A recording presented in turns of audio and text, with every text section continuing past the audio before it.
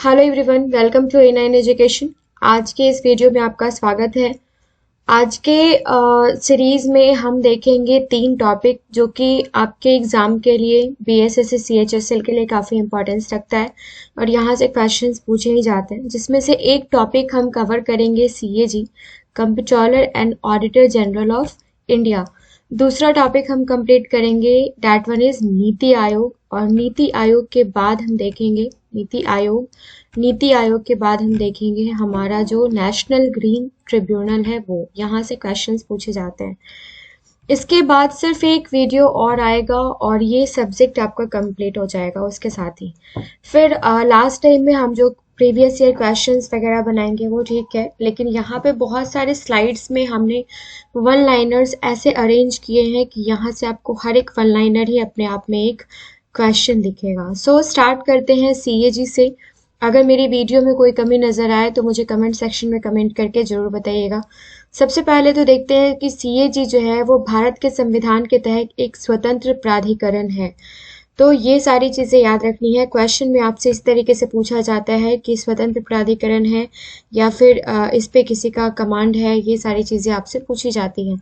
Second देखते हैं, वह भारतीय लेखा परीक्षा और लेखा विभाग के प्रमुख और सार्वजनिक पर्स के मुख्य संरक्षक हैं।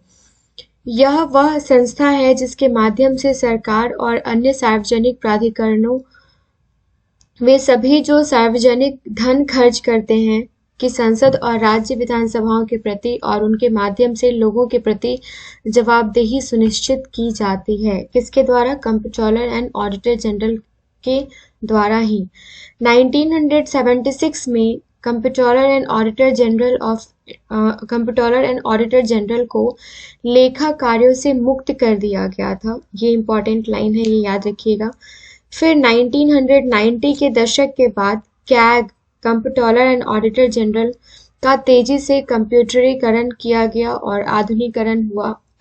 इस पोस्ट में सुधार लाया गया और भारतीय भ्रष्टाचार की व्यापक प्रकृति ने कंप्ट्रोलर एंड ऑडिटर जनरल को सतर्क रखा है और इसने भारतीय इतिहास में कुछ सबसे खराब और सबसे विवादास्पद भ्रष्टाचार घोटालों का ऑडिट और जांच भी किया है। इन शॉर्ट हमें जो देखना है कि comptroller and auditor general of India जो है ये स्वतंत्र प्राधिकरण है और पब्लिक पर्स भी इनको कहा जाता है। ये सबके जो धन खर्च होते हैं उनकी जवाबदेही सुनिश्चित करते हैं। 1976 में इनको लेखा कार्यों से मुक्त कर दिया गया था और 1990 में अगेन इनके फंक्शंस को ज़्यादा डिफाइन किया गया। नेक्स्ट जो स्लाइड है हमारा वो देखते हैं। महालेखाकार का कार्यकाल जो होता है वो 1858 में स्थापित किया गया था, जिस वर्ष अंग्रेजों ने ईस्ट इंडिया कंपनी से भारत का प्रशासनिक नियंत्रण ले लिया था। ओके, आगे देखिए ये हिस्टोरिकल पॉइंट ऑफ व्यू से क्या क्या क्वेश्चंस इंपॉर्टेंट है ये देख लेते हैं। 1860 में सर एडवर्ड ड्रमंड को पहले ऑडिटर जनरल के रूप में नियुक्त किया गया था। ये क्वेश्चन आपके हिस्ट्री पॉइंट ऑफ व्यू से काफी इंपॉर्टेंट है। नेक्स्ट है, इस बीच कुछ पुनर्गठन के बाद भारत के महालेखा परीक्षक को भारत सरकार का लेखा परीक्षक और महालेखाकार कहा जाने लगा। तो क्या क्या चेंजेस आए वो सारी चीजें यहाँ पे हमने रख रखी हैं।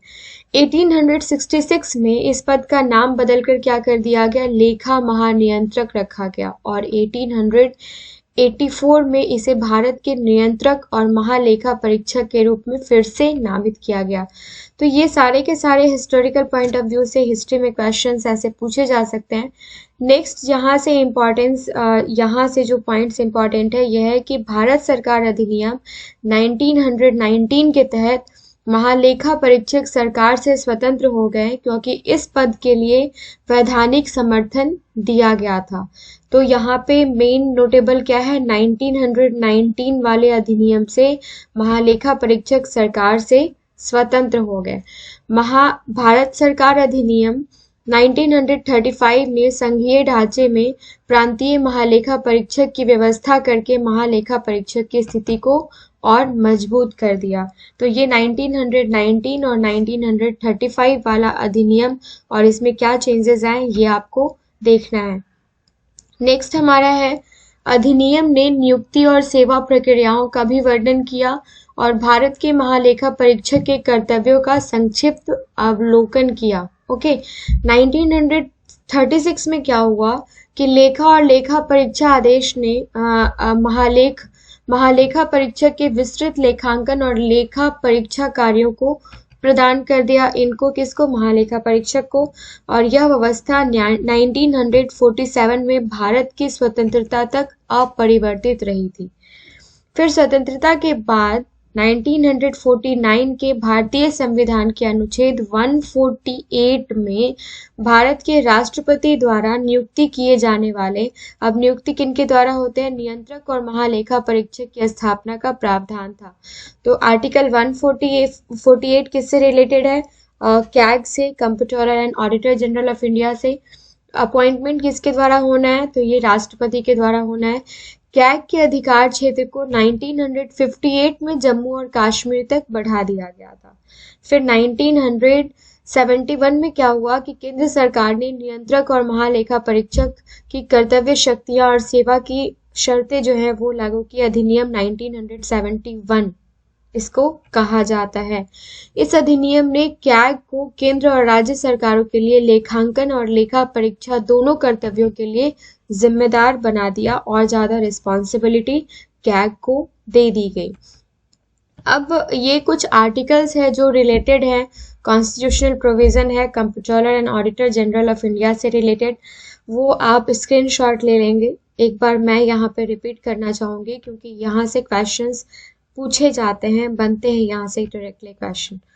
तो सबसे पहले तो हम देखते हैं वो इम्पोर्टेंट आर्टिकल्स जो रिलेटेड है। आर्टिकल 148 ये क्या कहता है? कैग की नियुक्ति, शपथ और सेवा की शर्तों से संबंधित है। आर्टिकल 149 जो है ये भारत के नियंत्रक और महालेखा परीक्षक के कर्तव्यों और शक्तियों से संबंधित है। आर्टिकल 150 संघ और राज्यों के खातों को ऐसे रूप में रखा जाएगा जो राष्ट्रपति सीएजी की सलाह पर निर्धारित करे। ओके, और आर्टिकल 151 कहता है कि संघ के खातों से संबंधित भारत के नियंत्रक और महालेखा परीक्षक की रिपोर्ट जो है वो राष्ट्रपति को प्रस्तुत की जाएगी, जो उन्हें संसद के प्रत्येक सदन के समक्ष रखवाएगा। ये पॉइंट आपका इम्पोर्टेंट है, आर्टिकल 151। अनुच्छेद 279 क्या कहता है? निवल आय। निवल आय से आप क्या समझते हैं? इसकी गणना भारत के नियंत्रक और महालेखा परीक्षक द्वारा निर्धारित और प्रमाणित की जाती है, जिसका प्रमाण पत्र अंतिम होता है। जो भी आय हुआ है, जो हमने अभी पब्लिक पर्स इनको बोला जाता है, तो इस हिसाब से ये सारी चीजें जो हैं वो आय का जो स्रोत है उनका जो अंतिम प्रमाण पत्र होगा वो किसके द्वारा निर्धारित किया जाएगा? तो महालेखा परीक्षक के द्वारा। और ये आता है आपका आर्टिकल 279 में। फिर कौन सी अनुसूची?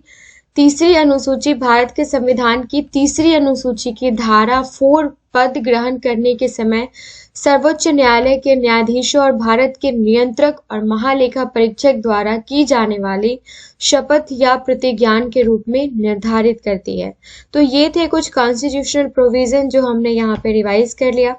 नेक्स्ट हम यहाँ पे देख लेते हैं कि छठी अनुसूची के अनुसार जिला परिषद या क्षेत्रीय परिषद के खातों को ऐसे रूप में रखा जाना चाहिए जैसे कि सीएजी राष्ट्रपति के अनुमोदन से निर्धारित करता है। इसके अतिरिक्त इन निकायों के खातों की लेखा परीक्षा इस प्रकार की जाती है जैसा कि नियंत्रक और महालेखा परीक्षक उचित समझे, और ऐसे खातों से संबंधित रिपोर्ट जो है वो राज्यपाल को प्रस्तुत की जाएगी, जो उन्हें परिषद के समक्ष रखवाएंगे। इनकी स्वतंत्रता के बारे में कुछ इंपॉर्टेंट पॉइंट्स यहाँ पे मैं आपको बताना चाहूंगी कि सीएजी की स्वतंत्रता की रक्षा के लिए संविधान में बहुत सारे प्रावधान हैं, और सीएजी की नियुक्ति जो है ये राष्ट्रपति के द्वारा की जाती है। ये अपने हाथ और मुहर के तहत वारंट द्वारा की जाती है। इनके द्वारा, किनके द्वारा? राष्ट्रपति के द्वारा। 6 साल या 65 वर्ष की आयु जो जल्दी कंप्लीट हो जाए वो इनको प्रदान किया जाता है। जो भी पहले कंप्लीट हो जाए, या तो आपका 6 साल का कार्यकाल कंप्लीट हो जाए या 65 वर्ष की एज कंप्लीट हो जाए। कैग को राष्ट्रपति द्वारा केवल संविधान में उल्लेखित प्रक्रिया के अनुसार हटाया जा सकता है। नोटेबल है, जो कि सर्वोच्च न्यायालय के न्यायाधीश को हटाने के समान होता है, प्रोसेस सेम होता है। कैग के बारे में ये लास्ट स्लाइड में यहाँ पे देखूंगी। कि कैग के पद से सेवानिवृत्त होने त्याग पत्र देने के बाद वह भारत सरकार या किसी राज्य के अधीन किसी भी पद पर रहने के लिए अयोग्य हो जाते हैं।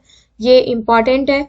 और नियुक्ति के बाद उनके वेतन और अन्य सेवा शर्तों को उनके नुकसान के लिए अलग नहीं किया जा सकता। ओके। उनकी प्रशासनिक शक्तियां और भारतीय लेखा परीक्षक और लेखा विभाग में सेवारत व्यक्तियों की सेवा की शर्तें जो हैं ये राष्ट्रपति के द्वारा उनके परामर्श करने के बाद ही निर्धारित की जाती है। आप देख रहे होंगे कि सारे के सारे पॉइंट्स जो हैं ये अपने आप में ही एक वन लाइनर क्वेश्चन है। और नेक्स्ट है सीएजी के कार्यकाल के प्रशासनिक खर्च जो है जिनमें सभी वेतन भत्ते और पेंशन शामिल हैं, ये भारत की संचित निधि पर लगाए जाते हैं जो मतदान के अधीन नहीं है। किसमें? यहाँ पे 2 पॉइंट इंपॉर्टेंट हो गया, भारत की संचित निधि पर, और ये मतदान इसके लिए होता है क्या? बिल्कुल नहीं। सीएजी की कार्य और शक्तियां क्या है? तो सीएजी विभिन्न स्रोतों से अपना लेखा परीक्षा जनादेश प्राप्त करते हैं। संविधान अनुच्छेद जो है ये कहाँ से कहाँ तक है? 148 से लेके 151 तक जो हमने देख रखा है। और नियंत्रक और महालेखा परीक्षक की कर्तव्य, शक्तियां और सेवा के शर्तें अधिनियम 1971 जो इम्पोर्टेंट है, जो हमने देख रखा है। अब यहाँ से हम स्टार्ट करेंगे नीति आयोग के बारे में। कुछ इंपॉर्टेंट पॉइंट्स है। नीति आयोग के अध्यक्ष कौन होते हैं? प्राइम मिनिस्टर होते हैं। नीति आयोग के अध्यक्ष कौन होते हैं? पहले इसका नाम क्या था? Planning commission. प्लानिंग कमीशन के अध्यक्ष, नीति आयोग के अध्यक्ष कौन होंगे? ये होंगे नरेंद्र मोदी। नीति आयोग के उपाध्यक्ष कौन है? तो श्री सुमन बेरी हैं, जो कि 1 मई 2022 से लेके वर्तमान में अभी भी इसी पोस्ट पे हैं, बने हुए हैं। नीति आयोग के वर्तमान उपाध्यक्ष यही है कौन? श्री सुमन बेरी। नेक्स्ट है नीति आयोग के बारे में जो इम्पोर्टेंट पॉइंट्स है वो है कि लेटेस्ट न्यूज़ है कुछ नीति आयोग के बारे में जो हमें कवर करना है। श्री परमेश्वरन अय्यर 2022 में 10 जुलाई को नीति आयोग में मुख्य कार्यकारी अधिकारी के रूप में शामिल हुए थे। सेकंड देख लेते हैं, डॉक्टर अरविंद विरमानी 16 जुलाई 2022 से नीति आयोग में पूर्णकालिक सदस्य के रूप में शामिल हुए थे। और एक जिला एक उत्पाद जो है ये काफी इंपॉर्टेंट है। यह नीति आयोग गवर्निंग काउंसिल का एक हालिया एजेंडा है। तो अगर आपसे पूछा जाए कि एक जिला एक उत्पाद नीति जो है ये किसका एजेंडा है, तो ये नीति आयोग का है। इसका इरादा जिला स्तर पर निर्यात को बढ़ावा देना है। किसी एक प्रोडक्ट को आपने सेलेक्ट कर दिया, उस जिला स्तर पे उस प्रोडक्ट के निर्यात को बढ़ावा दिया जाएगा। और ये किसकी पहल है? तो नीति आयोग की पहल है। नीति आयोग भारत की अर्थव्यवस्था पर उच्चतम न्यायालय और राष्ट्रीय हरित न्यायालय के चुनिंदा निर्णयों पर अध्ययन करेगा। ओके। प्रवासी कामगारों के लिए राष्ट्रीय कार्य योजना चल रही है और इसके लिए नीति आयोग जिम्मेदार प्राधिकरण है। नेक्स्ट है, नीति आयोग ने निर्णायक भूमि स्वामित्व पर एक मॉडल अधिनियम तैयार किया है। इससे फायदा क्या है आगे देखते हैं, जिससे उम्मीद है कि राज्यों द्वारा अपनाया जाएगा और उसको लागू किया जाएगा। अब इसका प्रॉफिट क्या है, इसका उद्देश्य क्या है? इसका उद्देश्य है किसानों को ऋण की आसान पहुंच की सुविधा प्रदान करना और बुनियादी ढांचे के विकास के लिए पारदर्शी अचल संपत्ति लेन देन और भूमि अधिग्रहण को सक्षम करने के अलावा बड़ी संख्या में भूमि से संबंधित मुकदमों को कम करना। ये सारे के सारे मेन एम है इसके। लास्ट है कि हाल ही में नीति आयोग के उपाध्यक्ष ने उल्लेख किया है कि सरकार घरेलू विनिर्माण को बढ़ावा देने के लिए अधिक क्षेत्रों के लिए उत्पादन से जुड़े प्रोत्साहन, जिसको पीएलआई योजना भी कहा जाता है। पीएलआई योजना का उद्देश्य क्या है? तो इस देश में निवेशकों को हर पैमाने और प्रतिस्पर्धा में वैश्विक रूप से तुलनीय क्षमता रखने के लिए प्रोत्साहित करना है। पीएलआई का जो मेन एम है। अब यहाँ पे हम स्टार्ट करने वाले हैं। यहाँ पे नीति आयोग के प्रभावी जो हैं 7 स्तंभ, वो आपसे पूछे जाते हैं।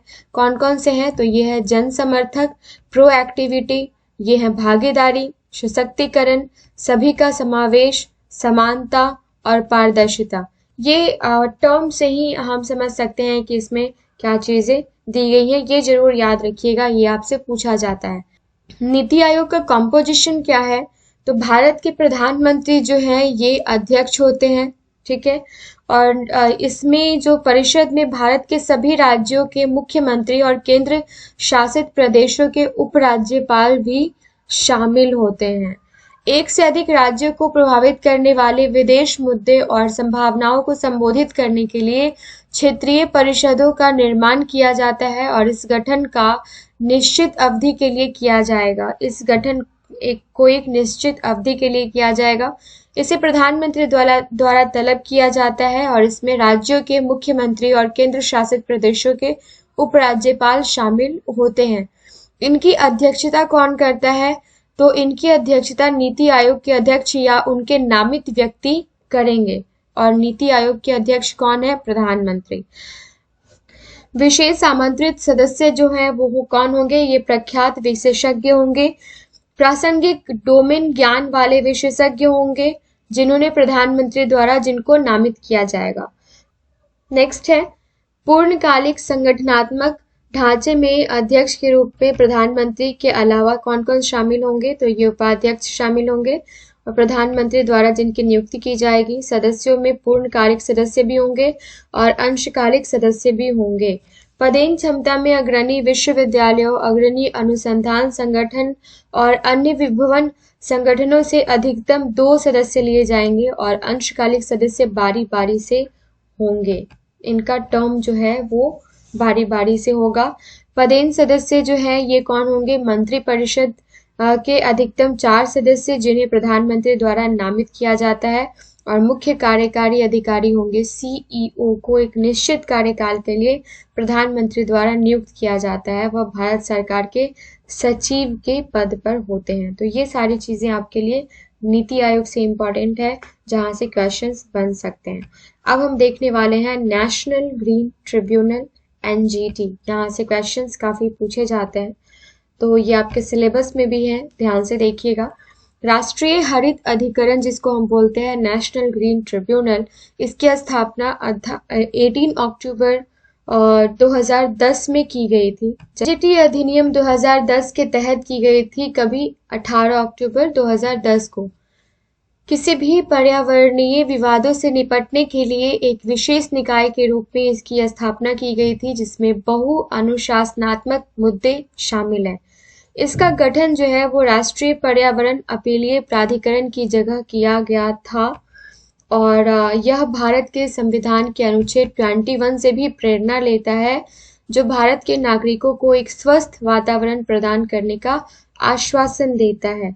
एनजीटी के सदस्यों का कार्यकाल अगर देखा जाए तो इन सभी सदस्यों को 5 साल तक पद धारण करना आवश्यक है, जो कि पुनर्नियुक्ति के पात्र नहीं है। नोटेबल है 5 साल और रीअपॉइंटमेंट के लिए ये एलिजिबल नहीं है। अब क्वेश्चन आता है कि एनजीटी अध्यक्ष की नियुक्ति कौन करता है? तो एनजीटी अध्यक्ष की नियुक्ति जो है ये भारत के मुख्य न्यायाधीश के अनुसार भारत की केंद्र सरकार द्वारा की जाती है।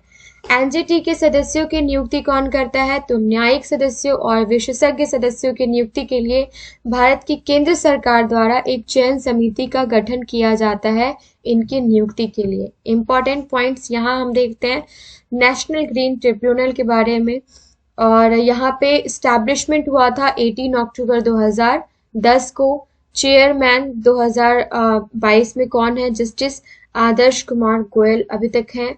और एनजीटी हेडक्वार्टर कहाँ है? ये न्यू दिल्ली में है।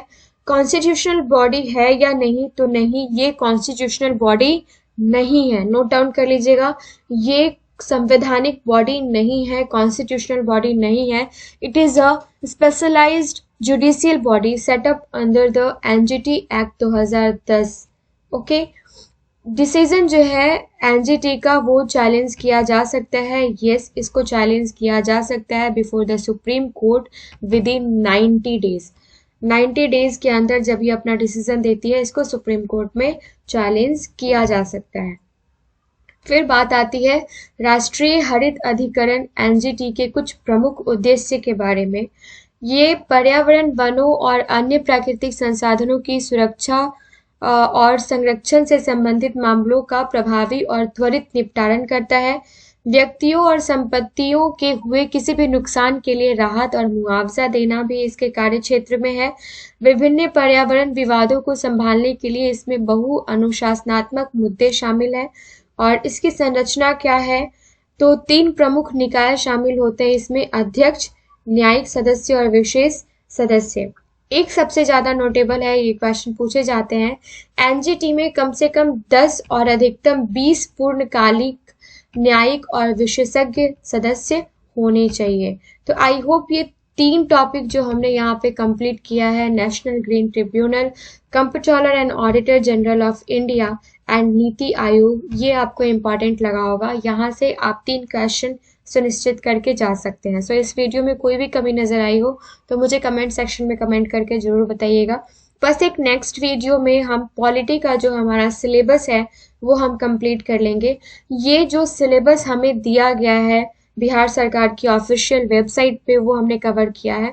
उसके बाद भी जो पॉलिटी में जैसे राष्ट्रपति हो गए, प्रधानमंत्री हो गए, राज्य से रिलेटेड क्वेश्चंस हो गए, इंपॉर्टेंट आर्टिकल्स हो गए, भारतीय संविधान से रिलेटेड क्वेश्चंस हो गए, ऐसे काफ़ी सारे क्वेश्चंस, ऐसे काफ़ी सारे सेट्स हमने अपलोड करके रखे हैं।